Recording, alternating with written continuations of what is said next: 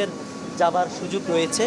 সেই দুপাশ থেকে ফায়ার সার্ভিস কর্মীরা একেবারে হেভি লিফট দিয়ে উঁচু গাড়ি সেগুলো দিয়ে লিফট দিয়ে তারা স্পট একেবারে ভেতরে পানি প্রবেশ করানোর চেষ্টা করছে। আমরা এখানে একটু একটু বলবেন আপনারা। আমি আসলে শুরু থেকে আসি। আমি এই ফ্যাক্টরির ফায়ার এবং ইলেকট্রিক্যাল ইঞ্জিনিয়ার, পাশের ফ্যাক্টরির। আমার নাম ইঞ্জিনিয়ার শাহনওয়াজ চৌধুরী। আমরা ফায়ার দেখার সাথে সাথে প্রথমে আমরা কালো ধোঁয়া দেখতে পাই, মানুষ দ্রুত এসে যায়।